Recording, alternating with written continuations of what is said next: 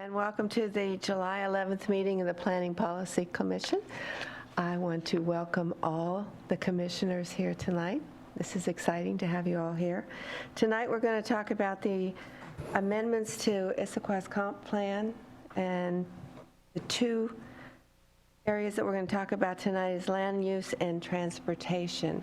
But before we get into that, we do have to have a approval of the minutes for the June 13th meeting of the Planning Policy Commission.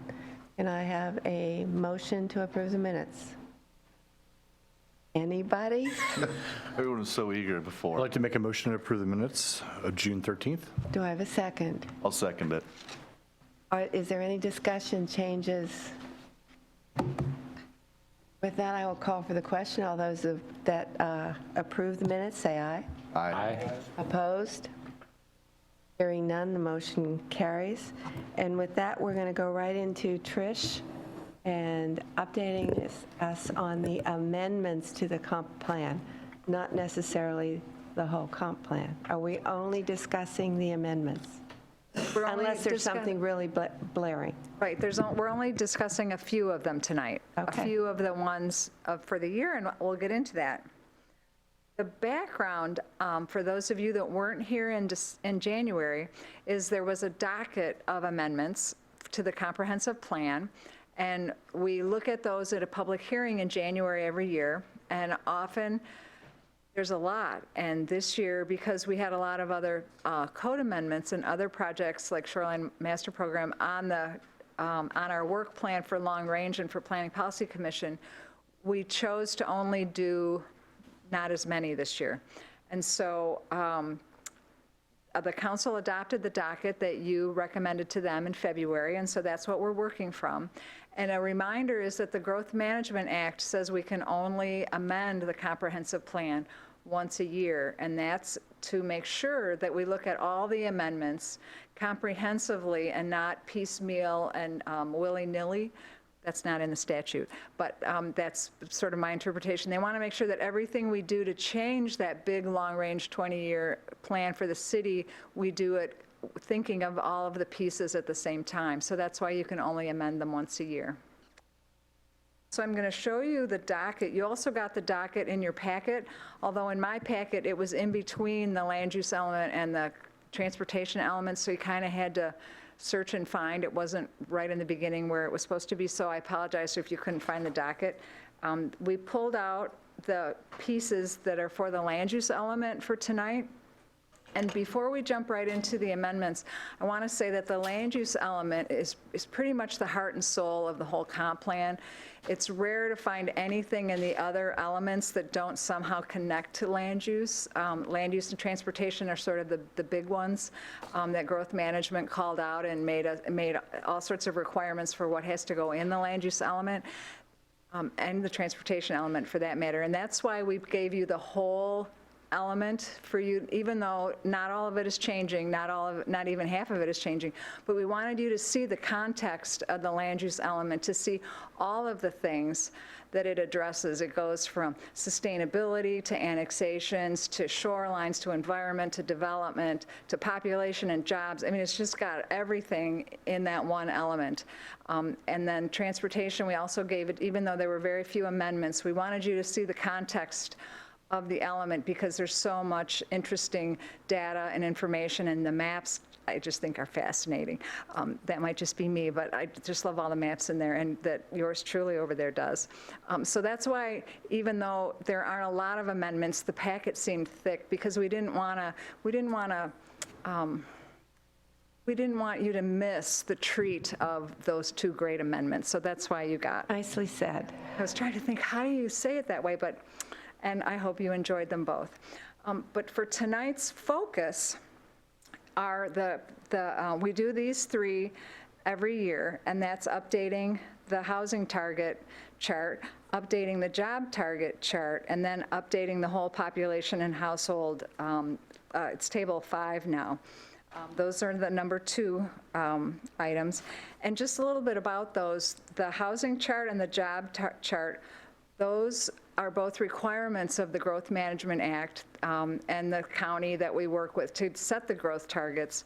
And the growth targets this time around are from 2016 to 2031. I'm going to cheat and go to the next slide.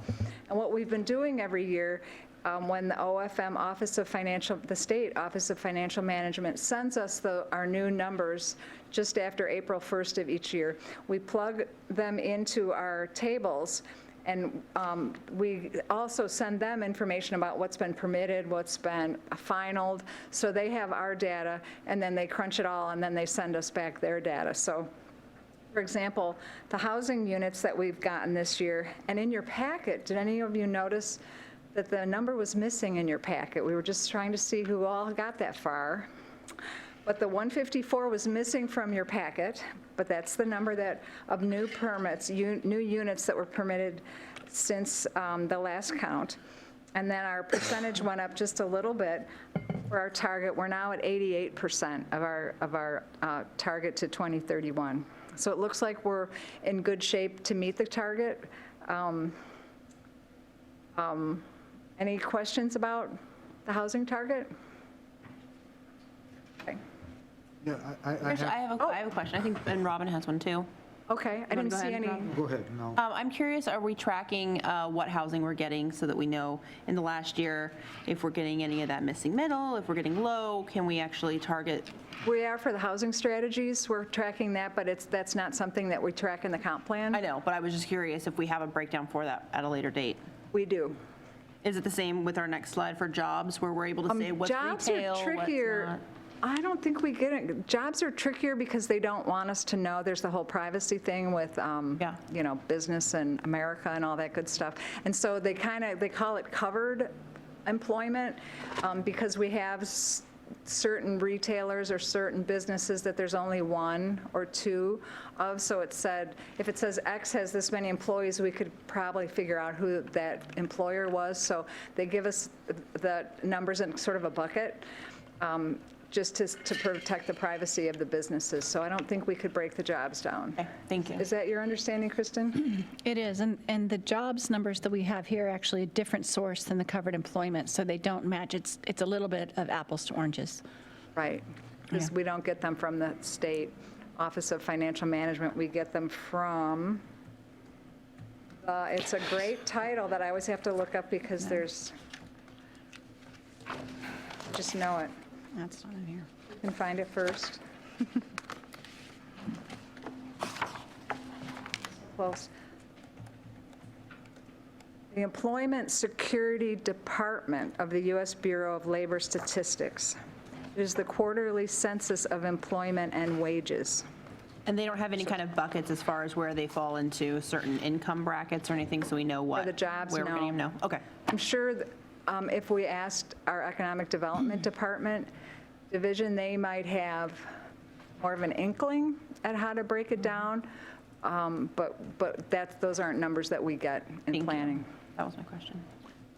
Any more questions on housing or job targets? And again, job targets, just because we're on this slide and it's blurry, we're up to 43% of our target. So doing not as great on jobs as we are in housing, but still really well. It's still, it was a good number. We could have more jobs this past time than we did the time before and the time before that. So that's not bad. Yeah, so I have a couple of questions. Sure. One, just to make sure I understand, on page 12, it says there is no set hang on, time. hang on. Sorry. There is no set time frame in which these regional growth center assumptions must be met. I just want to make sure that I'm reading that literally, that in fact it could be 100 years? Yes. And there's two things going on in this chart, which is why we put them in the same chart. You are not the first, nor will you be the last to ask questions about this chart because it's mixing apples and oranges. We have targets from the state that are from 2006 to 2031, and those are agreed upon by the county and the city and the state, and those are finite. Those have a year attached to them, and it's citywide. The city went ahead and did the Central Issaquah plan to decide where they want the next growth to be, to that number. They wanted the growth to be in central Issaquah. And we went a step further than that, and we applied to be a regional growth center through the region, through Puget Sound Regional Council. And to get that designation, we had to agree to a certain density and a certain amount of housing and jobs. They call it per unit. It's sort of a funny measurement, but we had to agree to that as a city for capacity, but we didn't have to agree to a date. So we had to put zoning in place. We have the road projects in a list. We have all those things, but we can't make everybody come here and build houses and have jobs. So the date isn't, there's no finite date to when we have to meet that requirement. But there is for the state requirement, but not for the Regional Growth Center.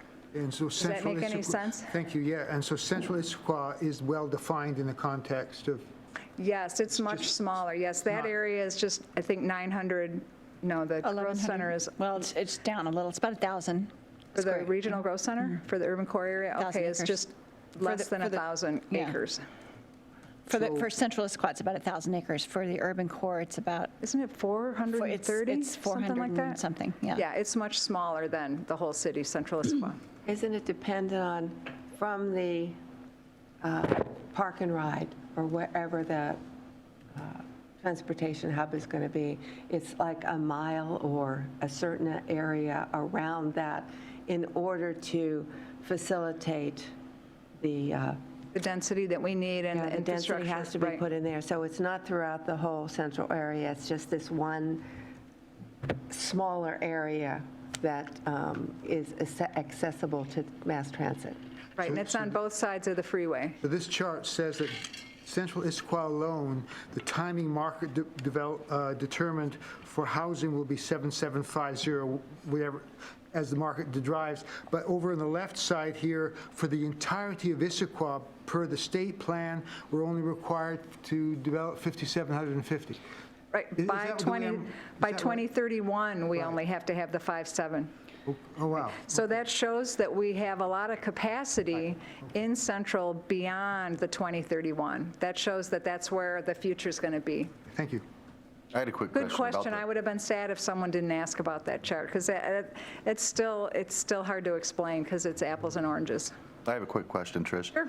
So we're at 88% of our target for our housing units, and we're 52% through the timeline from 2006 to 2031. Okay. How does I'm just this- going to trust your math on that. How does the city view that? Is that how you guys come up with moratoriums? Is that, you guys view that as oversaturation? What happens when you hit 100% in 2021? Good question. I think those are things that the council is thinking about. And to react to the moratorium question, the moratorium was brought about because the development they were getting in Central, we spent all the time doing the plan and then doing the development and design standards. And the first buildings that came up, the council didn't think that that's really what we had hoped for when we spent all the time doing the plan and the standards. So they paused everything to put some more pieces in place. So we have design architectural guidelines. We had different parking requirements, the visions that you worked on, all the things actually you guys worked on, more requirements for affordable housing. That's what caused the moratorium, is they didn't think that what we were getting was really what we wanted as a community. I think that the housing is going faster than the jobs. I think part of that is the market. That, as we know, we can't really help how the market fluctuates. And I think if they choose to maybe do more incentives maybe for jobs, or maybe more incentives, as Joy was mentioning, for different kinds of housing, maybe housing that's a little tougher to build, so we can start filling those niches of affordable and middle income, those kinds of things.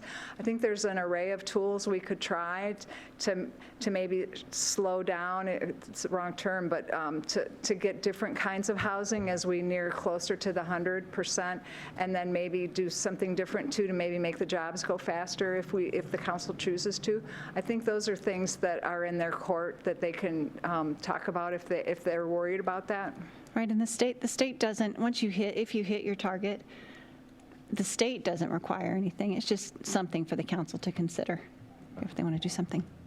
Also, Trish, I recall that on the DC, there was significant discussion for a long time about what seemed to be the post-2008 drought in investment and construction and so on everywhere. But then very suddenly, and I think these numbers kind of reflect it, there was literally, I mean, the expression is explosive growth in the Seattle metropolitan area, and Issaquah, we just experienced more applications all of a sudden than we had in the previous 10 years. Right. So a lot of that percentage jump happened within 3 years. Right. You can see how the numbers all of a sudden, as you said, they go down and then they start creeping up again. Because 2010 would have been, which we only got 131 units. That would have been because nothing came in 2008 and 9, and by the time they did and got permitted, you know, it was just a dribble, but we were happy to get that because everything had been dry for so long. Yeah, you're right. And then the DC finally got busy again because we finally started getting some permit Real applications. busy. So Trish, would you explain to them the reason why we decided to go for that designation around the transportation hub? Part of the reason, good question, there were many reasons. I guess the first reason why we chose the central Issaquah, the bigger area, to put all the next allotment of growth is we had some choices. We could have upzoned the single-family neighborhoods on the hillsides and like perhaps Old Town, which some communities did to meet their targets, or we could have tried to annex areas out in the rural area to put more housing in the rural area and not put it in the city. And we didn't want to do that. And so we chose an area that's flat. There were enough parking lots. We thought that you could put a lot of new development just in the parking lots, although they probably won't do that way. But it just seemed, when we did the research, there was, 80% of the developable area in Central was parking lots. You know, of the developable area, not of all the area, but of the developable was already parking lots. And we thought, you know, it could be used so much more efficiently. And then when the idea for a regional center came up, if you had a regional center, if you were granted that status, you would get more transportation monies. You had a better shot at getting light rail because the state or Sound Transit would look upon us that, wow, they're serious about this. We think that would be a good investment to bring light rail out to Issaquah, which then happened, which was great. And plus, it's a way to try to take away the barrier of I-90 between the north side and the south side, to try to make that more universally, that you could traverse over and under and through, and it's not just a big barrier of infrastructure in the middle of town. I think that was another reason that we thought, let's make that the hub, because maybe that'll be the light rail station somewhere around that, and that would be a really great way to unite the city instead of separating it. Did I hit on what you wanted? More than I wanted to Oh, sorry. specify. I mean, all of Get those things excited. are great, and that's the real reason, the real reasons that it happened. But I think the biggest one that we discussed here was the fact that once you designate it as a regional growth center, you can apply for funds and for any transportation, and the only requirement was to say that you're going to do this, not any requirements of when it would be done, just that you are working towards that end amount. Any other questions on housing or job targets? This table has been famous since we first adopted the comprehensive plan, and I know you can't see it very well, but it's in your packet, and the big number that one, and that is the number that we were given after we gave all of our data to OFM. They gave us that number back, and that is our, we haven't gotten the official notice yet, but it's as close to official That's the draft number that came back, but we've never had a draft number change, so we're going with that. If it changes before this is finalized, we'll tweak the number. Not a big increase from last year, pretty moderate, but still, and that number leads into everything else. It leads into our level of service. It leads into, all the different departments in the city use that number for any kind of forecasting that they do. And so this chart is real pivotal to a lot of what goes on at the city. Are there questions? And we lovingly call this the pop chart. Any questions or thoughts about the pop chart? Real quickly, in the Highlands between 2030 and 2040, it shows the same population. Is that because you consider the Highlands a They're capped out. It's a project. When they did the regulations to change out the development agreement ended in 20 years. I think that was last year already. Wow, time flies. And so we had to actually go parcel by parcel to figure out, is there any entitlement left? Is there any, because they were approved with a sort of a balloon entitlement, and then they've been working on the commercial and the units since then. And so once we closed out the development agreement, we had to figure out, was there any entitlement left, which allowed this chart to be much more specific, because it wasn't just using the balloon number, it was actually a specific number now. And the same with Talus. They have a specific number now, so I think their last couple of years are the same number, because it took the guesswork away. Yes. Look at the chart, L5, and look just Central Issaquah, back to the Central Issaquah. I'm looking right over and seeing a 2040 number of 7268 for, I believe that's population, correct? And so then I go back to our chart that we just talked about. This is where I'm still getting wrapped around the totem pole, just so I understand it. And we have a number of 7,750 for the Central District. Why are the numbers not the same? Or how are they generated? Or should they be the same? Well, one of them, if I'm remembering, what you're referring to the little table again? One that yes, that little one that I asked a question on. Oh, which wouldn't be a slide because we didn't change it. Remember, that number, we don't ever have to, there's not a date where we have to get to that number. Whereas on the pop chart, we're saying that maybe in 2040, we might get to this number based on the growth projections through the years. So they're kind of telling a different story. And not that, all I can tell you about the pop chart forecasting is they're probably not correct. Sure. Because okay. forecasting is sort of like Right. a crystal ball, and I still haven't found one. But this is the best that we can do with the information that we have. But you're correct, it's not going to be correct, but it's the closest thing that we have with the formulas that we use. Right, the smaller chart is this is what Central Issaquah can accommodate. The pop chart is, well, based on what we see coming through the pipeline, if you just kind of stick that in the future years, because we don't know past 2019 what is actually coming in. So it's sort of maybe if we grow by 5.5% every year, then that might be what our population would be. When you say can accommodate, you're really saying subject to the assumptions about land use, density, et cetera, et cetera. Right, based on what the zoning will Zoning, allow. Right. Sorry, I just. No, that's good. These are good questions. Any others on the pop chart?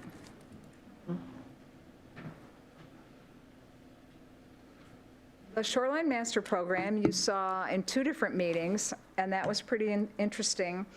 And in the first meeting, Doug talked about changing the goal in the comp plan, and he proposed to remove the purpose of the Shoreline Master Program, the numbers 1, 2, and 3. And in looking at it again, maybe I just am protective of the comp plan, but some folks will never see the Shoreline Master Program because they don't have a need to, but they will see the comprehensive plan. You know, it's very well read. And to me, I didn't want to take the purpose out. It's not a lot of words, but to me, it shows why we do the Shoreline Master Program, why it's important to us, what it actually does. And maybe you don't agree with that because it was differently shown in the first meeting of the Shoreline Master Program. But to me, there didn't seem to be a reason to remove it, even though it was already listed in the Shoreline Master Program. To me, the duplication wasn't a big deal because I thought a lot of people aren't ever going to need to look in the Shoreline Master Program, and this might be the only education that they would ever have on that document. Any Part of issues the with comp that? plan. Right. Part of it. It is, but it's a separate document. It is technically part of it, but it's not in the actual book that someone would see. So they might not get this I education. understand. So Trish. my idea was just to change the date and leave the purpose. It's just a little administrative thing. Sure. On most of the stuff that we see, there's a page number down there, so I'm spending half my time trying to flip through and look at my dog-eared pages and so on to find out. So where is that in the packet that we should receive? 23. 23. 23. 23, thank You you. guys are good. I was going to have to look for it. I'm right with you, Trish. I really like keeping it in. Okay. Okay, thank you. Any other thoughts on in or out? Okay. Oh, good. Thank you. The Mountains to Sound Greenway has a policy that just says see Goal H, and then Goal H has some language and then a policy. And this came from, I think, a great story, but then, again, I might just be a policy wonk. Our mayor is so interested and passionate about the Mountains to Sound Greenway that she went on a tour with them just before our docket was finalized. And she came back from working with the Mountains to Sound Greenway folks and talking about their goals and visions. And she asked, what do we have in the comp plan about supporting their goals and visions? And I said, well, we have the line that says we'll support their goals and visions, but we don't really have a lot more than that. And so we worked with the mayor and Mountains to Sound and drafted some language that we're sharing with you that to get your feedback on how, does this work or not work. We also got a letter from Raleigh Properties that had a lot of really good information about working with Mountains to Sound and having the best type of freeway frontage possible for Issaquah. A lot of that was more implementation than policy. Did you all have a chance to look over the Raleigh letter? Yep. And so we're open to whatever comments and thoughts you have on this. And I should have said this at the beginning, but this isn't the last time you'll see these pieces. Since the comp plan amendments there's so many, we try to give them to you in little chunks so that you're not completely overwhelmed at the public hearing with all these pieces and parts, that you'll have sort of a chance to understand them as we go. So you'll see this again. So the word proliferation, Yes. who decides what kind of signs? Is that stated somewhere? This would be policy, and then it would be in a code. This is just the guidance. I understand, Right. but so it will be designated in some way, because Right. proliferation means a lot of things. Right. So I would guess that when we're updating the sign code, we would want to address that in more clear language. I had a, Go ahead. No, go ahead. okay. I had a question about that, and I read Christie's letter, and I thought it was very well written, and I kind of saw where she was going with it. How would this verbiage affect a building that's going up that has visibility to the freeway, and if they would be able to put a sign on the building that would advertise to the road? Well, at this point in the code, and Randy can speak to that being on Development Commission, is you can't have, if your building is facing I-90, because the right-of-way is on I-90, it can't have a sign that faces I-90. It can have a sign facing Gilman, or if it's on Poplar Way, because Poplar Way is adjacent to I-90, it can have a sign, but you can't have a sign directly on I-90. So if you were the Meadows or any of the shopping centers that back up to the right-of-way, you can't have signs back there. I think it goes even further, too. If you're a business that has a small office in a larger building and you don't have a front-facing door to, let's say, Gilman, you can't put your sign just randomly on the building as well. Correct. There's also rules that further extend past that as well, that I think a lot of people don't know, and that was kind of being alluded to, being changed in the Christie's letter. So there is very specific language in our code about how and when businesses can put their names on the buildings. Right, and especially freeway facing. Okay, so the way I'm reading this then is saying that there is no signage allowed. Is that correct? On the building. Facing Building I-90, right. And any signage facing the I-90. Well, you can have, there are signs on 90 as you're driving down that you can actually pay as the fish hatchery or Red Robin or something like that, that will be on there that'll have directional arrows for the next exit, but no commercial billboards per se or things like that. So nothing like Fife. No. Right. Or Aurora Avenue or, Right. Good comment, I Tennessee, like that. Florida, pick it. Yes, Michigan. Tricia, I have a question here, and Yes. it's along the same lines here. When I read the package, there are a host of questions, but they're all to do with a level of detail that's supposed to be contained within this document. And I think Christie's letter is an example of that. What everyone thinks of the ideas behind the letter, are we attempting here to create, other than a general concept, are we attempting, or is the idea here in this planning policy document to actually create quasi-code? No, it's not. So it's to create a picture. Policy direction. Is that, I just want to get the set, Right. it's a 30,000 foot level view in a way. sort Right, of. but with guidance, you can certainly have strong guidance on how the policy direction that you want the implementation to take, because that's the best link, is if your policies are real clear, then your implementation, then you'll know if your implementation nails it or not by how well they relate to each other. So there's a lot of use of the words, for example, encourage, and so on. So to me, encourage, just like proliferation, can mean just a whole bunch of different things to different people. So Right. I read these things and say, what does that mean? But maybe there's no requirement that it means something in a detailed way in this document. Is that right? Correct, and I would go one step further with the word encourage. I'm using that as an example. No, but there's that's ton a of them. perfect word, and I'm looking at my cohort, Kristen, over there, because she says this in meetings a lot when we're working on code changes, is there's no room for the word encourage in the code. The code should say should, shall, must, green, blue, 15 feet. I mean, it should be super clear what's required by the code. I mean, certainly if there's flexibility needed, as Randy knows, there should be criteria or definite steps to that criteria to be flexible. But the code shouldn't be wide open that no one really knows how to interpret it, because that's just hard for the applicants, it's hard for the staff, it's hard for the community to know what's going to come out of that.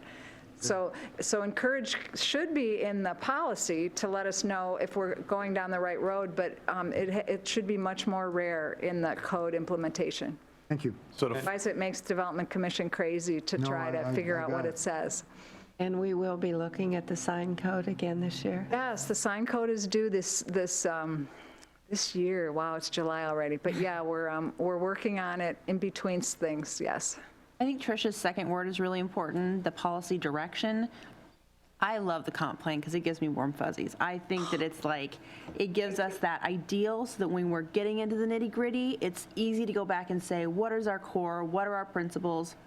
So it really is this overarching document that really is kind of our beliefs in ourselves in a sense. What do we want to be? What are we trying to aspire to? Rather than how we're creating what we see. Doesn't do that at all. This is the very top, big overarching that we then get into our nitty gritty, which you'll see like when we do signage, like when we actually get into how does that actually come out. So personally, I started out on the same page as Christy with reading your letter as you're watching this, Christy. I know you wear a lot of hats, and so wearing your rally hat, I get where you're coming from, but I think especially in today's technology advances that allow us to have directions and wayfinding in our pocket, I don't think it's going to be such an issue to say we're losing out on business of people coming and going throughout our community. I feel more that preserving the character and feeling is something that will be important for people that are coming into it. So I really liked this language. I'm glad that we're embracing these ideas, and I think it's really important, especially as we see these big changes, that we stick to our core of greenery. I think the letter that Christie wrote should be included in the sign code discussion. Oh, good point. And Trish, the other question I had about this is, I understand Christie's position. I'm with Joy in the sense that I want to preserve the natural beauty, not have signs everywhere. If I'm going to Moab, Utah, or if I'm going to Yosemite, Okay. every so often, there may be a sign as I come into a town that has multiple businesses advertised, like to Randy's point, which is actually owned by the state, where they allow different organizations to be, they pay for a position to be on an official street sign. What if we had a welcome to Issaquah type, sign on I-90 that Oh, on I-90. promoted some businesses, and they could pay for that, businesses or something like that, which would be maybe styled very naturally with rocks and timbers and so on. That would be something I could share with Economic Development Division, because that's beyond our scope right now. It's a great idea, but it's beyond the scope of the comp plan. I totally agree with you on that, but if we're creating the language here that says prohibiting the proliferation, wouldn't that kind of then prohibit that whole discussion from even being able to happen? Those would be where you put it, right? No. Are you talking about something like a sign, like they have to Duval with the wagon wheels and welcome to Duval? Yeah, not quite like that. I could think of, but But yeah, something kind of like that, where it says, welcome to Issaquah. We have that in Old And Town. we've got, Established. There would be jumping salmon on the sign. Yes. That really jump. Go to the Salmon Hatchery or, the Marriott. There would be maybe a small number of businesses that would, maybe 4 or 5, that would be paid positions, and they would basically pay for the welcome thing, and it would be a little revenue, but it would help promote some businesses. And So let's I would suggest you stay continue the away from. discussion during the sign code. Okay, but my point was, if we do decide to go through something like that and bring it up during the sign code discussion when we have that, would I this don't language? think that would differ at all. Right now, it says prohibiting a proliferation, and you're proposing one sign, but you're also proposing it at one entrance. We know Issaquah has a lot of entry points into it, so that's a different discussion. But I don't think that your idea is actually like the way you're thinking of it being excluded based Yeah. on the language, so I wouldn't worry about that. It's not prohibiting signs. Right. It's prohibiting a lot of signs. Right. Every business having a sign. Joe's. And for me, just for a little bit of clarification, because I know how much this commission likes defined definitions, is this an appropriate place to have proliferation? Or do you define it? Or Well, again, it's this is in the just, comp plan, so it's Okay. the general, but if the word proliferation was in the sign code, then we would have it defined, because that would be, you'd need that to know what that meant. Is it 10, is it 15, is it 2? Right, good question. Okay, that was all. Anything else on Mountains to Sound? Thank you, Trish. Sure. Transportation element, another fascinating one. I'm turning it over to I'm going to take a moment and switch something around.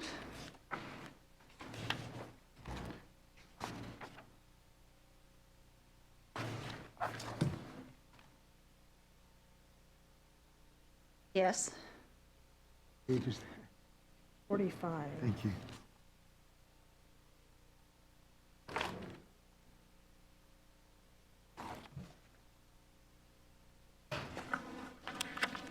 Right, so for some of you, this is the first time I've met you.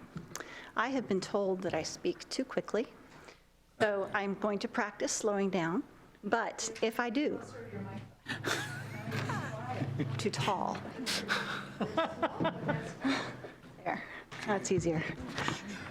If I do speak too quickly and you miss something, please feel free just to interrupt and ask. So I am going to go over the transportation element. And just heads up, we're not planning on doing that much with the transportation element this year and potentially next year because, as you know, we are in the process of establishing a mobility master plan. And the mobility master plan will essentially become, and we haven't figured out exactly how yet, but will become our transportation element. So all we're trying to do right now is keep things up to date as much as we can. So the first one that we have is the TIP and the Transportation Improvement Program. And this is for the years 2020 to 2025. And you all saw this back in May when Kurt Seaman, our transportation manager, came and discussed this. So all that we do, we take it, they take it, you all make recommendations and make comments. This goes on to City Council approves it, and then we insert it into our comprehensive plan. Are there any questions about that one?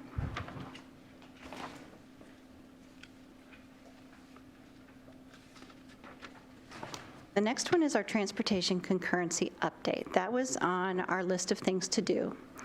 But in order to figure out whether we need to make any changes to our concurrency model, we have to, or formula, how we figure it out, we have to run a model to see how our roads are working.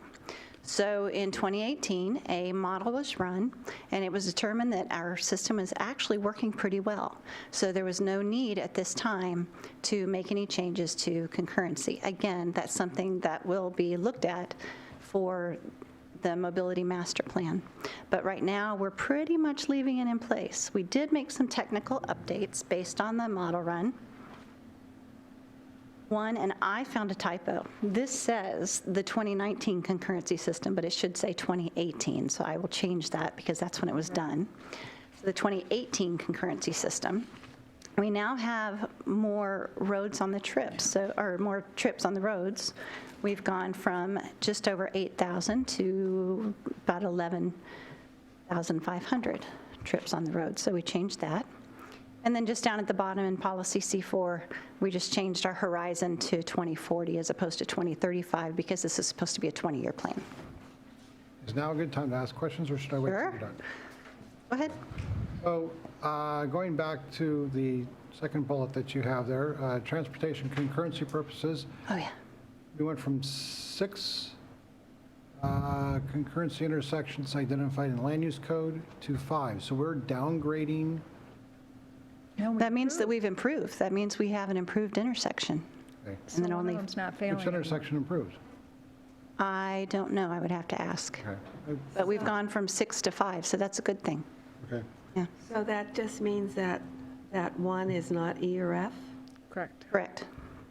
So it's actually flowing the way it's Better. supposed to? The way we would like it to flow. I wasn't expecting an improvement. I thought something's not right with this.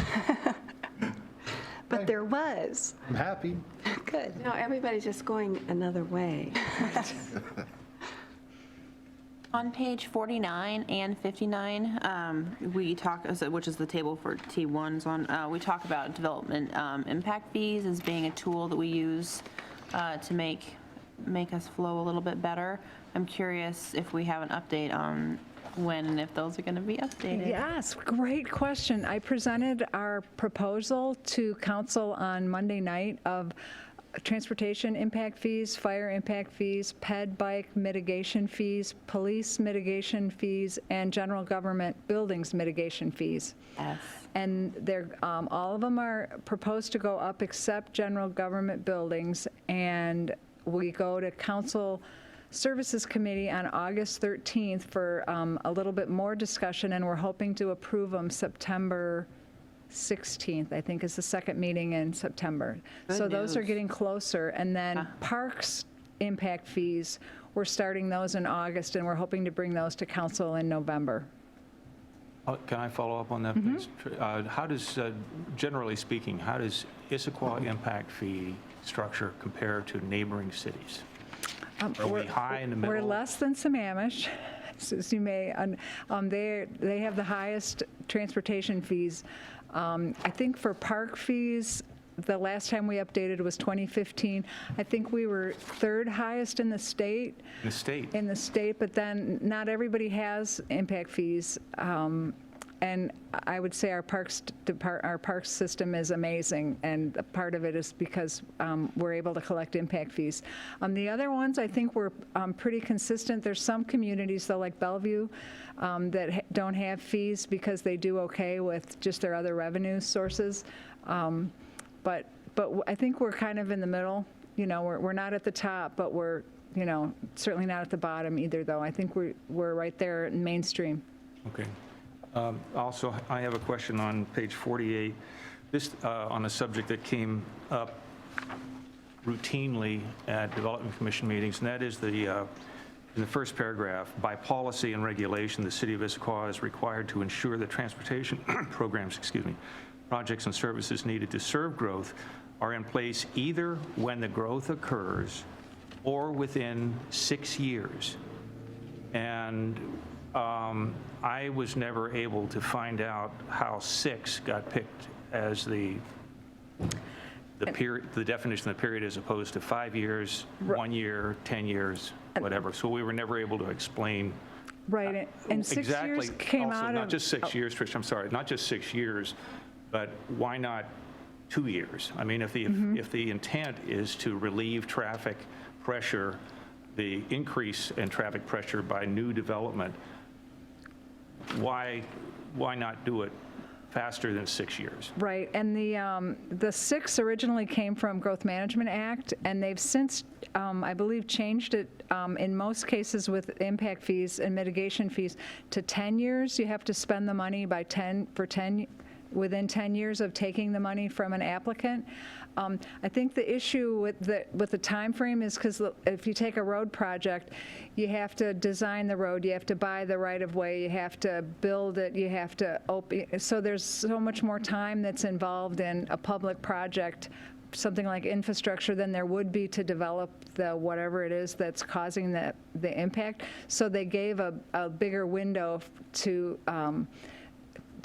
develop the infrastructure that for the mitigation for the growth. But you're right, it's not, you know, there's people living in the development, and you still have several years left before you would have to have all the infrastructure up and running. So you're right, there is a delay. And the only way you could fix it is if the city was super proactive and could actually build it where they think the population is going to come, but that's super expensive for a jurisdiction to sort of preload their infrastructure. There's things we do that on, like fire service. Yeah. We preload some of the stuff that's more health and safety. We preload, and then the applicant pays us back, if you will, through the fees. But those are mostly for health, safety kinds of things. But this, but this 6-year period, as it stands, or now it's 10 years, from what I understand. I'll have to check that, though. But that's after an applicant gives the designated amount of money to the city. That's when the clock starts running. Then the city has to spend that money within 6 years. Within 10 years. Now it's, okay, 10 years. Right.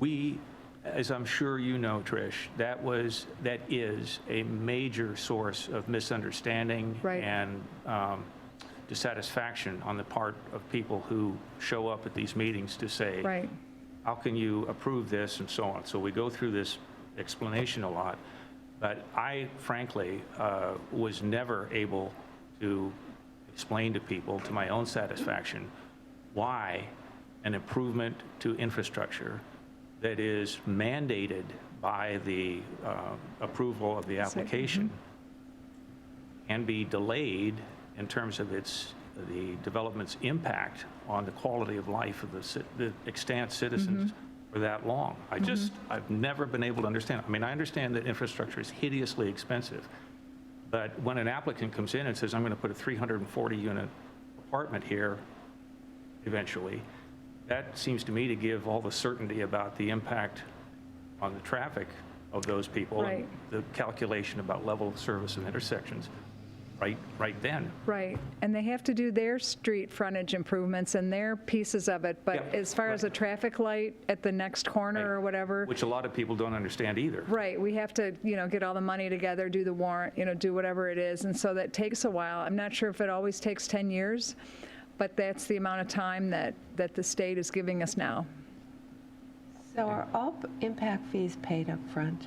Are they At paid the building on a- permit. They're paid at the building permit. Yeah, it goes into an interest-bearing account. That's a question I have. Does that money go into the general fund? That's one of the No, perceptions of the no, public. no. It goes into the general fund that gets paid on donuts and muffins at No, McDonald's. wouldn't that be something, though? But no, That'd they be go, nice. like, transportation goes into a transportation bucket, so we can trace, okay, this one went in, and now it has to go out. So we track the 10 years, we track the applicant to make sure that, Joe over on this corner, his money went in and his money went out, so that when Joe comes to us in 10 years and says, did you spend my money? We say, yes, we spent it on XYZ. And the parks money is in a bucket over here. And general government, they're all in their own separate buckets. Not to change the topic, but Sure. let's take an example. XYZ building company comes in and builds 300-unit apartment complex on Newport, because Okay. everybody knows what Newport looks like. And we get the development impact fees from them, and 300 units on Newport would just overwhelm the street, I think. Then the clock starts ticking within 10 years. But does that money, and let's say it's $1 million that the city gets, does that $1 million, is that dedicated for new improvements on Newport, or can that $1 million be spent somewhere else? It can be spent anywhere. That was part of the changes to concurrency in 2015. They called it simplified concurrency, that it goes to fix the system. Because it turned out when we would do modeling, somebody on Newport, let's say, might trigger a traffic light in the Highlands.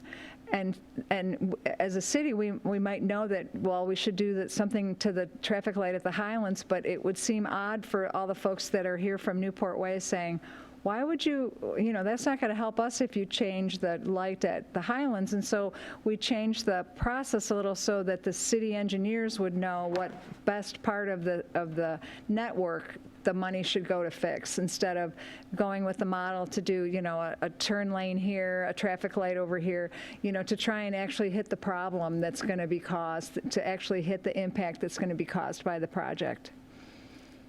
So could I follow up? Does that help, Ron? You still look confused? No, that makes Does that sense. help? I just Okay. don't know that I agree with it, because then you have the local residents upset, because you have this development coming in next door, and they're impacted, their quality of life is going down because of the impact of the development, yet the money that's going to the city for impact development fees could go to another part of the city that these people aren't. Well, I suppose it could, but hopefully it's going to the place where the most impact is going to be. I mean, logically, but again, I'm not the transportation engineer, but when we talk to them, that's the last question I'm going to ask you is about meeting with the transportation folks again in August, because they're working on the master mobility plan, and they had such fun when you guys were there last time that they want to come again and see more of you, and so we can ask them at that time. How about that? So the developer has to pony up for specific traffic improvements that are warranted as a result of his application or her application or its application. So roundabouts, signals, things like that are paid for by the developer as a result of the application review and approval process. Right. All the roundabouts that are in place now, the stoplights, the signals that have gone in, some of which are going to be moved, like on Gilman Boulevard, Right. and the developer's paying for that. Right. But I think what Ron was saying, though, too, is the other piece of that that's sometimes confusing is the applicant has their things they have to do, but then they have to pay the transportation concurrency fee, too. And that money can go to fix the system anywhere, but we can't double count them, like we can't to have them do the roundabout and put the money in the roundabout. They're two separate buckets that they have to pay. Okay. Does that make That sounds more like a conversation for a different time. Yes, and Stephen will love to have that conversation when he comes to us in August. Could I follow up on just in line with this? Yes. Because I'm Transportation Policy C3, page 50. I don't know. I'm looking at the clause A, which says delay development until such time that programs, facilities, or services can be funded.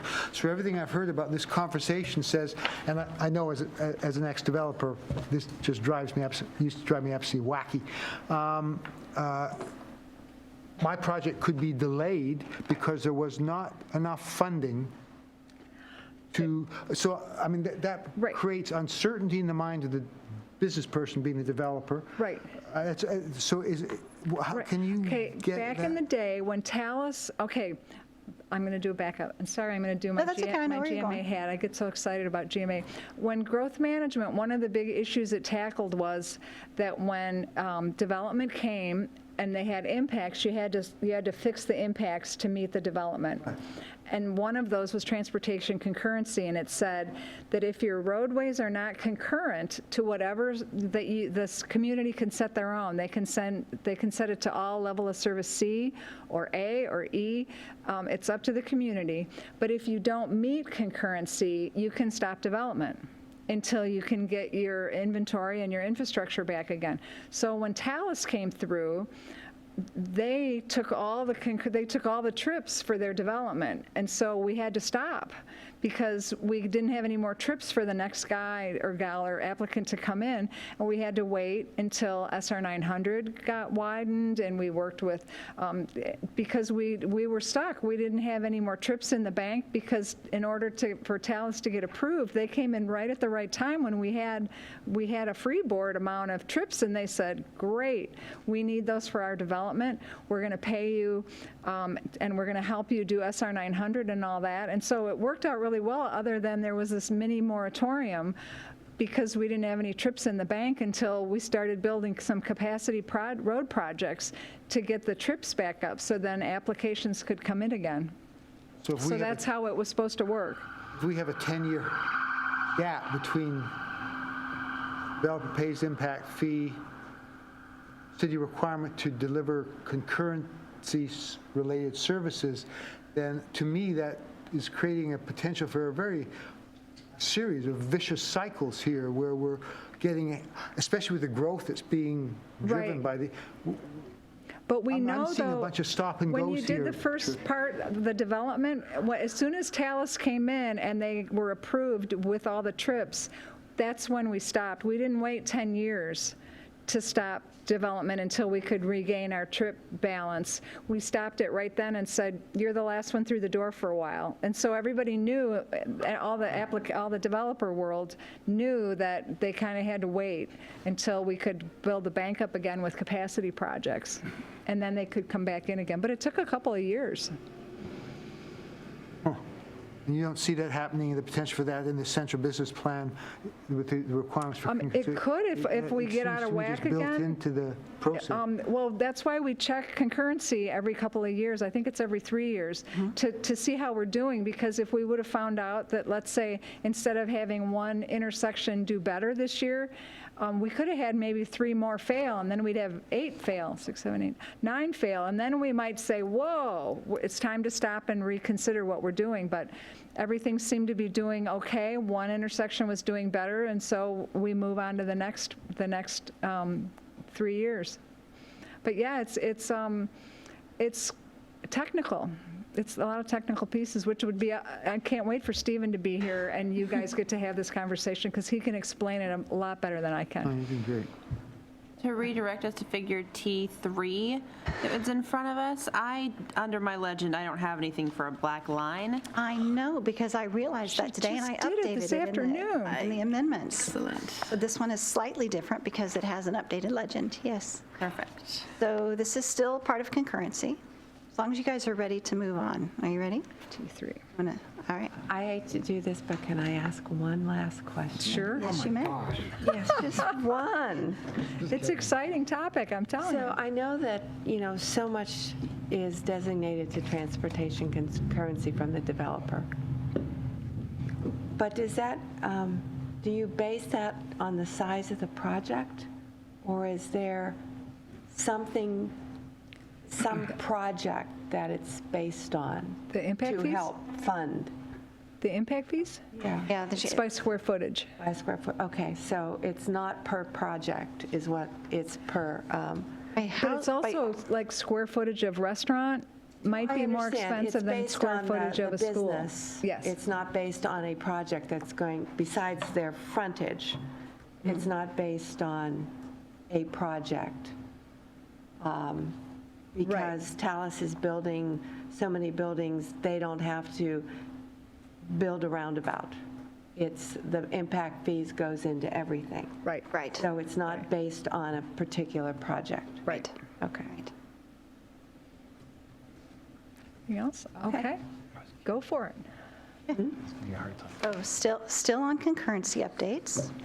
This is, we have a list of 23 projects, I believe, that are concurrency projects that our money goes, the impact fees goes towards to help fix concurrency.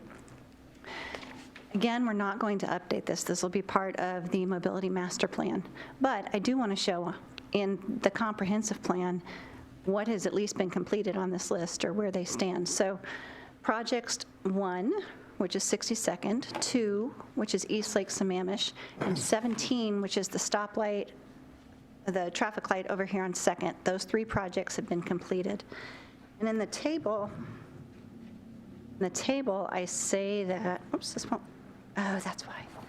I say that number 1 is only partially complete. That is because, though, it includes 3 separate projects in there, and 2 of those projects are actually pulled out separately. So 62nd Street has been completed.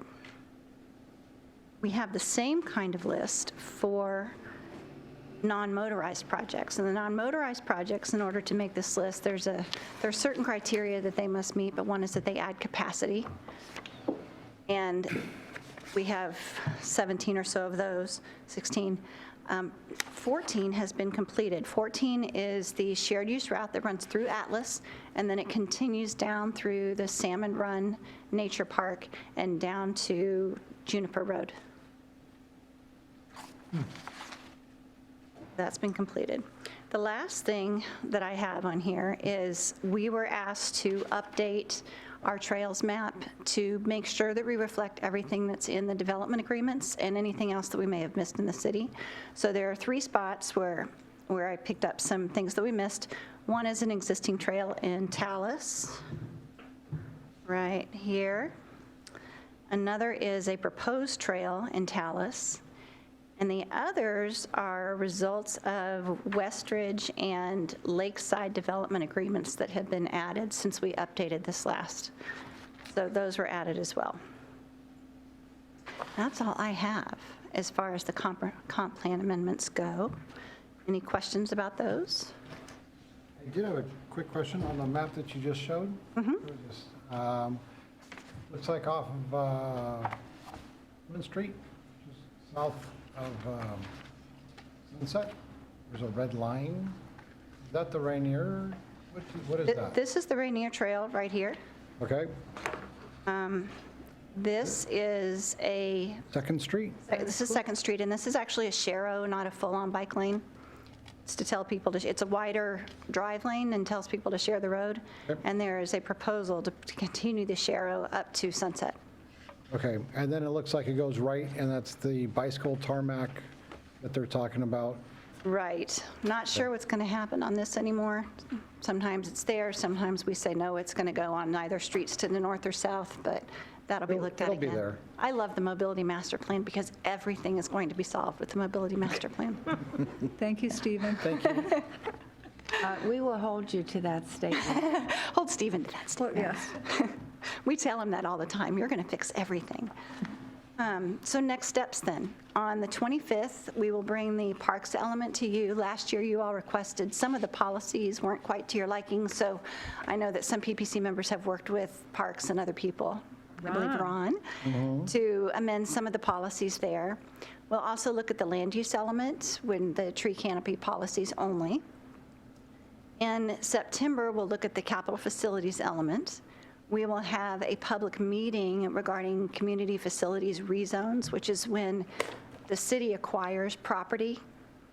somehow, some way. Either we buy it, or it's dedicated to us, or it's given because of an agreement through development agreement or a project.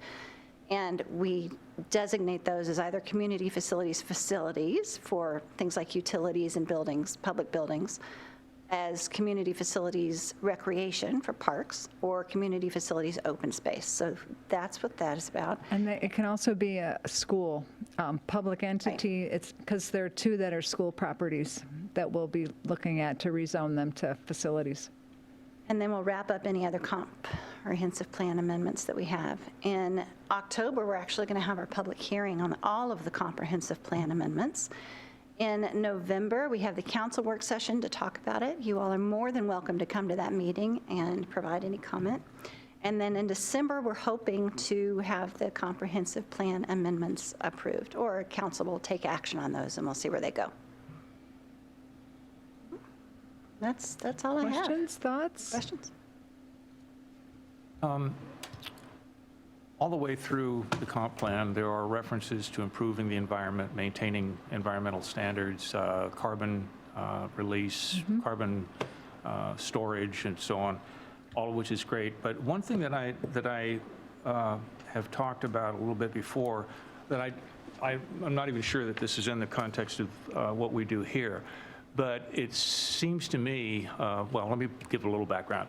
When high school and the middle school were coming before the DC, we spent at least half as much of the meeting time talking about student parking and the pickup, drop-off, parent access in private vehicles, as we did about architecture and pervious surface and everything else. That got me to wondering if there was an opportunity for the city of Issaquah and the Issaquah School District to have a level of cooperation when it came to helping students, the future, understand the changes in their lifestyle that they can make that would have an impact on commute times in the city for everybody, the funding for the school buses, which are at least absolutely anecdotal observation, half empty at best. And I think there's just a really significant opportunity for the school district and the city to put together an educational program that would be designed to help students understand, as part of the curriculum, what they're doing to contribute to the problem and what they can do to contribute to the solution. So we have a woman named Mary Jo DeBeck in our Office of Sustainability, who actually works very closely with the school district to do things like, to do programs, school pool, walking to school, educating people on their habits and how those, so they have started, it's been going on for a few years, but there is a process right now, and then they had students enter a contest to make posters that go around school and around the city about different options and ways to get to school. So that was the students leading that effort, and us doing some education there. So there's a program in place, and it would be nice if it was expanded. I agree. See what we can do. Yeah, I attended a student meeting I think it was 2 years ago, that was incredibly impressive about, it was all student projects on environmental issues, and student driving cars was not mentioned in the whole program. I mean, it was measuring how much waste goes out of the cafeteria every day, and really good, relevant stuff. But student driving to school and parents instead of school buses wasn't part of it. So that's what got me thinking about the opportunity that exists. And just last year, Randy, we did we worked with the school district to do new policies for compact schools, which would be the smaller, taller, and we talk about prioritizing buses over cars, because as you said, we have to make some changes, and if it's using our land more efficiently, using everything more efficiently, but that needs to get into the requirements then, too, from policy. Now that we've stated it, it needs to get into the next round. Great. But I have a note to ask Mary Jo to update us on how those are going, how her programs are going, to see if it's decreased at all, or if she's, what she's thinking about the programs with the schools, because that's a really good comment. That's great. I think the discussions that we had with the school district was based on the new compact schools and not necessarily on the ones that are already there. Right. Right. So, Right. once we have the compact schools, the transportation is going to be very different because there will be no parking. They will have to get there, hopefully walking, bikes, whatever. So hopefully that will relieve some of the problems for new schools. Won't do the old ones, but Right. I don't know what to do. I can't imagine taking a car away from a 17-year-old. It's going to be really difficult. Oh, take the keys. Right. Right. Is that it? On your schedules for August, do you all have your calendars nearby? There are 2 meetings scheduled in August, which I can't believe is right around the corner. And one is the open house on Old Town. Do you think we should try to do, Stephen, the 22nd then? Not at the open house. Not the open house? How many of you do you think will be here on the 22nd? I will not. No Joan on 22nd? Okay. I may not be either. No Joan. Wait, who said that? Ron said no? Okay, no Joan. No Ron. Question mark, but it's probably like a slim chance I will be. So the question mark is mostly no? Mostly no. Okay. Mostly. Anyone else? Will the rest of this be a quorum then?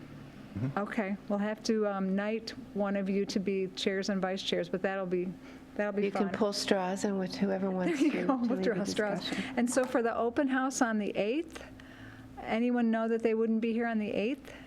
No Joy? No Joy. That looks just bad writing it, no Joy. Anyone else? You're on the 8th. You will be here on the 8th? Okay. Any other no's for the 8th? Excellent. And then while we're running around, how about the 25th, this next meeting, just for fun? I will not be here. Robin's a no? Okay. I'm a question mark. I missed, Joy's a question mark? I'm a no. Bill's a no? Oh, yes. Oh, shush. No, For the no record. Robin, Bill, Joy, question mark. Okay. And Kristen. I'm putting that over here, CSL. Okay. And so then between that and the RSVPs that you were also going to send, maybe I'll have my head on straight when I come to see you all on those days. But, and let us know if you have any other questions. I'm sorry I wasn't able to make time to talk to Robin today to answer some of his questions. Some days just get really busy, and but we're always happy to talk about the packets before the meeting if anybody wants to. But the meeting went really well, even with all the questions. I loved it. Thank you all. That's all we have. So anything for the good of the order? Any major problems, conditions, things you saw in the city that you'd love to change besides transportation? Front Street, please. Okay, with that, I will close the meeting at No, we have at 7:23. No, 7:43. Wow, this is what?